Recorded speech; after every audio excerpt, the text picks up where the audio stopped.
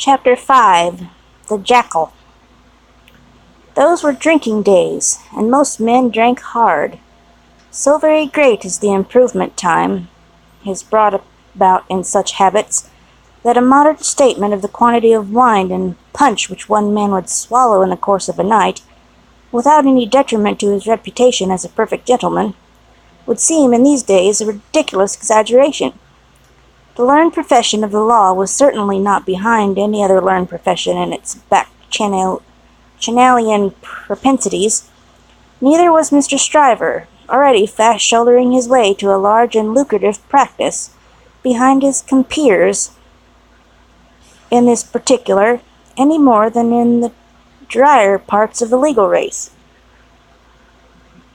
A favourite at Old Bailey, and eke at the sessions, Mr. Stryver had begun cautiously to hew away the lower staves of the ladder on which he mounted.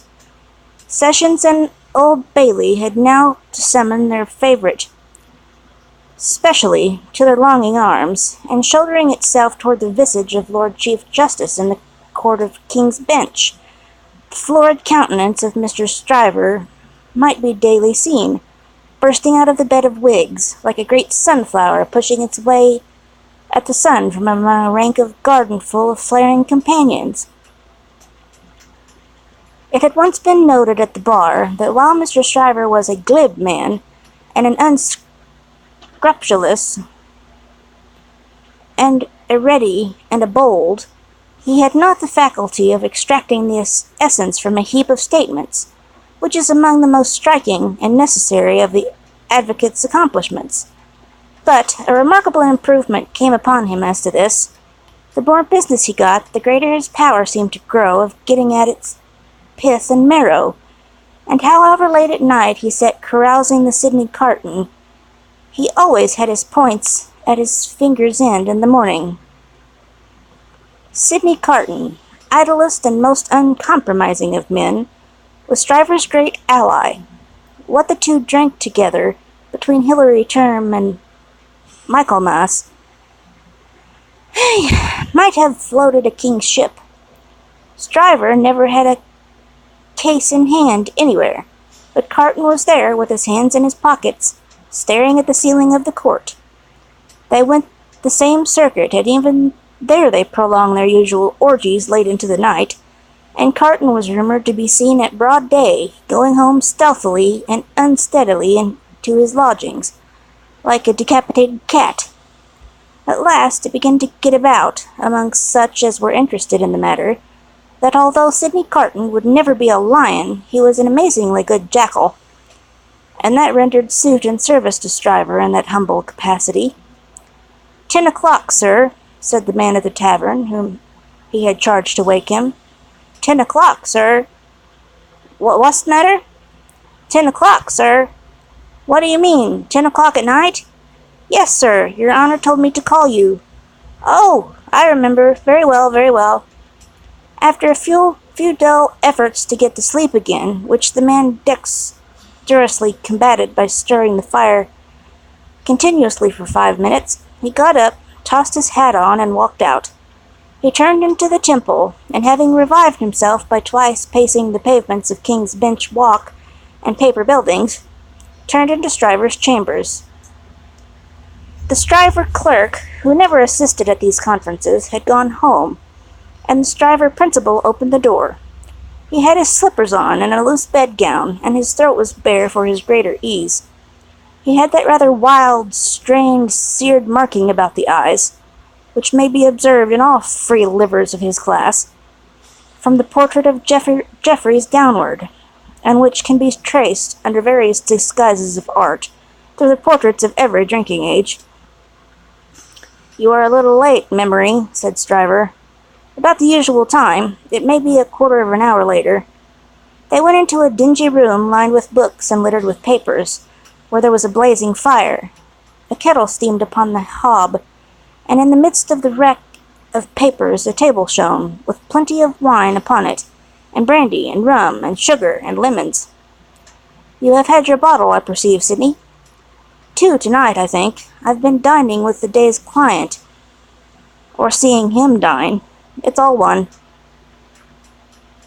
That was a rare point, Sidney, that you brought to bear upon the identification. How did you come by it? When did it strike you? I thought he was rather a handsome fellow, and I thought I should have been much the same sort of fellow, if I had had any luck. Mr. Stryver laughed till he shook his precocious paunch. You and your luck, Sidney. Get to work, get to work. Sullenly enough, the jackal loosened his dress, went into an adjoining room, and came back with a large jug of cold water, a basin, and a towel or two. Steeping the towels in the water, and partially wringing them out, he folded them on his head in a manner hideous to behold, sat down at the table, and said, Now I'm ready. Not much boiling down to be done tonight, Memory, said Stryver gaily as he looked among his papers. How much? Only 2 sets of them. Give me the worst first. There they are, Sidney. Fire away. The lion then composed himself on his back on a sofa, on one side of the drinking table, while the jackal sat at his own paper-bestrewn table proper, on the other side of it, with the bottles and glasses ready to his hand. Both resorted to the drinking table without stint, but each in a different way. The lion, for the most part, reclining with his hands in his waistband, looking at the fire, or occasionally flirting with some lighter document. The jackal, with knitted brows and intent face, so deep in his task that his eyes did not even follow the hand he stretched out for his glass, which often groped about, for a minute or more, before it found the glass for his lips. 2 or 3 times the matter in hand became so knotty that the jackal found it imperative on him to get up and steep his towels anew. From this pilgrimages to the jug and basin he returned with such eccentricities of damp headgear, and no words can describe, which were made the more ludicrous by his anxious gravidity. At length the jackal had got together a compact repast for the lion, and proceeded to offer it to him. The lion took it with care and caution, made his selections from it, and his remarks upon it, and the jackal assisted both. When the repast was fully discussed, the lion put his hands in his waistband again, and lay down to meditate. The jackal then invigorated himself with a bumper for his throttle, and a fresh application to his head, and applied himself to the collection of a second meal. This was administered to the lion in the same manner, and was not disposed of until the clock struck 3 in the morning. And now we have done, Sidney. Fill a bumper of punch, said Mr. Stryver. The jackal removed the towels from his head, which he had been steaming again, shook himself, yawned, shivered, and complied. You were very sound, Sidney, in the matter of those crown witnesses today. Every question told. I always am sound, am I not? I don't gainsay it. What has ruffled your temper? Put some punch to it and smooth it again. With a deprecatory grunt, the jackal again complied. The old Sidney Carton of old Shrewsbury School, said Stryver, nodding his head over him as he reviewed him in the present and past. The old seesaw Sidney, up one minute and down the next, now in spirits and now in despondency. Ah, returned the other, sighing. Yes, the same Sidney, with the same luck. Even then I did exercises for other boys, and seldom did my own. And why not? God knows. It was my way, I suppose. He sat with his hands in his pockets and his legs stretched out before him, looking at the fire. Carton, said his friend, squaring himself at him a bullying air, as if the fire grate had been the furnace in which sustained endeavour was forged, and the one delicate thing to be done for the old Sidney Carton of old Shrewsbury School was to shoulder him into it. Your way is, and always was, a lame way. You summon no energy and purpose. Look at me. Oh, botheration, returned Sidney with a lighter and more good-humoured laugh. Don't you be moral. How have I done what I have done? Said Stryver. How do I do what I do? Partly through paying me to help you, I suppose, but it's not worth your while to apostrophize me, or the air about it. What you want to do, you do. You were always in the front rank, and I always behind you. I had to get into the front rank. I was not born there, was I? I was not present at the ceremony, but my opinion is you were, said Carton. At this he laughed again, and they both laughed. Before Shrewsbury, and at Shrewsbury, and ever since Shrewsbury, pursued Carton. You have fallen into your rank, and I have fallen into mine. Even when we were fellow students in the student quarter of Paris, picking up French, and French law, and other French crumbs that we didn't get much good of, you were always somewhere, and I was always nowhere. And whose fault was that? Upon my soul, I'm not sure that it was not yours. You were always driving and riving and shouldering and passing, to that restless degree that I had no chance for my life but in rust and repose. It's a gloomy thing, however, to talk about one's own past, with the day breaking. Turn me in some other direction before I go. Well then, pledge me to the pretty witness, said Stryver, holding up his glass. Are you turned in a pleasant direction? Apparently not, for he became gloomy again. Pretty witness, he muttered, looking down into his glass. I have had enough of witnesses today and tonight. Who's your pretty witness? The picturesque doctor's daughter, Miss Manette. She pretty? Is she not? No. Why, man alive, she was in admiration of the whole court.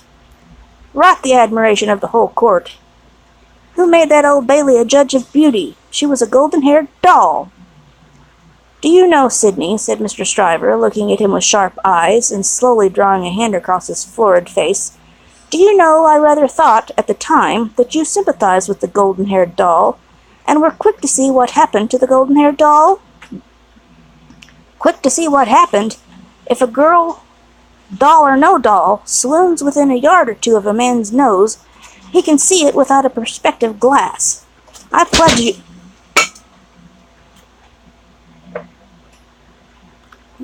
Nah, it was a cat dying. I pledge you, but I deny the beauty. And now I have no more drink. I'll get to bed. When his host followed him out of the staircase with a candle to light him down the stairs, the day was coldly looking in through its grimy windows. When he got out of the house, the air was cold and sad, the dull sky overcast, the river dark and dim, the whole scene like a lifeless desert, and wreaths of dust were spinning around and around before the morning blast, as if the desert sand had risen far away, and the first spray of it in its advance had begun to overwhelm the city. Waste forces within him, and a desert all around, this man stood still on his way across the silent terrace, and saw for a moment, lying in wilderness before him, a mirage of honorable ambition, self-denial, and perseverance. In the fair city of this vision there were airy galleries from which the loves and graces looked upon him, gardens in which the fruit of life hung ripening, waters of hope that sparkled in his sight. A moment, and it was gone. Climbing to a high chamber in a well of houses, he threw himself down in his clothes on a neglected bed, and its pillow was wet with wasted tears.